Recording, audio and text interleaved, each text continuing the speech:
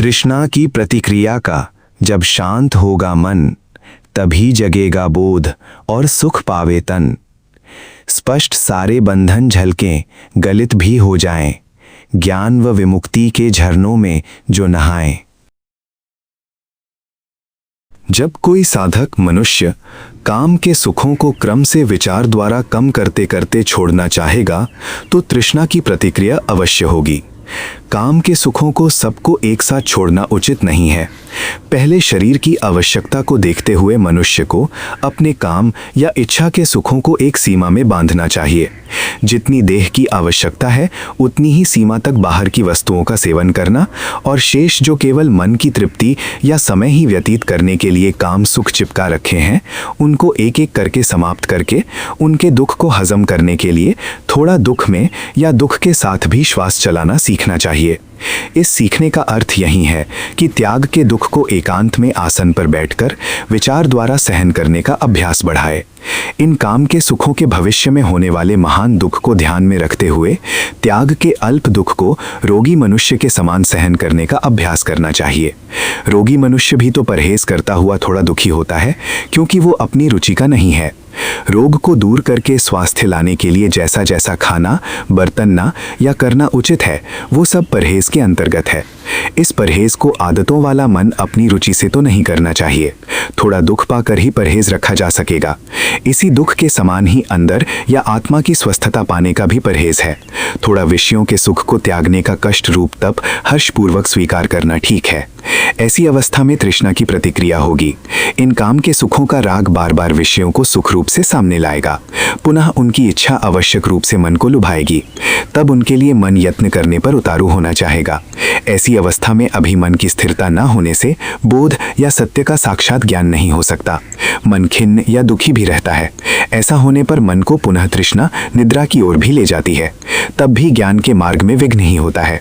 परंतु निद्रा को उचित रीति से दीर्घकाल के अभ्यास से यथा योग्य वश में करके जब मनुष्य एकांत में आसन पर जागता हुआ डटा रहेगा, तो एक दिन ये तृष्णा का सारा विरोध शांत भी हो जाएगा। तब बोध भी जगने लगेगा। इन काम के सुखों के कारण ही दुख होता हुआ साधक को अपने ज्ञान में दिखाई देगा। यदि ये तृष्णा इतनी बड़ी ना होती तो क्यों ना मन बच्चे जैसे आनंद से जगत में खेलता रहता, परंतु इनके वियोग के कारण ही दुखी है। तृष्णा अधूरी रही ही सताती है। इस प्रकार बोध होने पर सब राग, द्वेष आदि अविद्या तक सभी बंधन स्पष्ट ध्यान में झलकने लगेंगे और गलित अर्थात मनुष्य से दूर होने लगेंगे। जब तक मन इनको पहचानने के स्तर तक अपने ज्ञान को नहीं जगा सकता था, तब तक ही सूक्ष्म मन का या अंतःकरण में ये सब बंधन छिपे छिपे काम, क्रोध, लोभ आदि को उत्पन्न करके संसार चक्र में डालते रहते थे। जब ये पहचान में आने लग गए, इतना बोध या प्रत्यक्ष बुद्धि या ज्ञान जाग गया, तो अब ये ज्ञान वाले मन में सब दुखों की जड़ रूप से दिखने पर बंधन टिके नहीं रह सकते। जब तक अबोध या इन बंधनों का वैरी रूप से ज्ञान नहीं था, तब तक ही ये बली थे। उल्टे वे वैरी बने बैठे थे। अपने परिवार को ही काम, क्रोध तथा मिथ्या कर्म और उनका दंड इत्यादि के रूप में सामने लाते रहे। जब मनुष्य सदा बहने वाली सत्य ज्ञान की धारा में नहाने लग गया, तो साथ साथ इन बंधनों की विमुक्ति की धारा भी शांत रूप से बहने लगी। इन दो धाराओं में सदा स्नान करने वाले में पुनः संसार बंधन और सब जगत का दुख कैसे टिक सकेगा। तब अल्प काम के सुख को त्यागने की महान जगत के बंधन के दुख से बचाव रूप परम पद भी प्राप्त होगा। यही मोक्ष या निर्वाण रूप से कहा गया है। तब सब ओर फैला हुआ चेतन ही चेतन दिखाई पड़ेगा, और बंधनों की अवस्था में ही इस व्यापक चेतन पर पर्दा पड़ रहा था। बंधा मन काम के क्षेत्र में ही और अपनों में ही ज्ञान पाता था। जब तक उनका तृष्णा वाला मन रहा, तब तक चारों ओर विस्तार वाला जीवन का सागर दिखाई ही नहीं दिया। यही उस पर अज्ञान या अविद्या का पर्दा था। बोध द्वारा ही ये सब मनुष्य पाएगा। सब जन यही अनुभव करते हैं कि जब मन इच्छा की वस्तु पा जाए तो ही संसार सब भला प्रतीत होता है, नहीं तो उसे चारों ओर अंधकार ही अंधकार दिखाई पड़ता है। जब तृष्णा नहीं रही, काम इच्छा का बंधन नहीं रहा, तो सारा जीवन का सागर स्वर्ग या बैकुंठ धाम ही दिखेगा। यहाँ कोई भी संसार के संयोग का दुख नहीं। मनुष्य स्वयं अपने मन की या अपने आपे की पढ़ाई करे।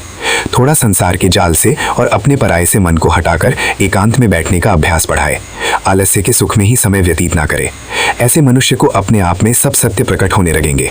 वो स्वयं अनुभव करेगा कि यदि वो अपने घर से बाहर कहीं 2 या 3 दिन भी रहे, तो उसका मन वहाँ उदास सा, अपने को अकेला सा पड़ गया देखता है। यद्यपि वहाँ भी चारों ओर जीवन का सागर लहरा रहा है। सब प्रकार के शब्द सुनाई पड़ते हैं, परंतु इस मनुष्य का मन उन्हीं अपनों में और अपनों में मिलने वाली मैं में इतना बंध रहा है कि उसे व्यापक में कहीं ठिकाना नहीं मिलता। बस इस सत्य दर्शन से कुछ सीखे।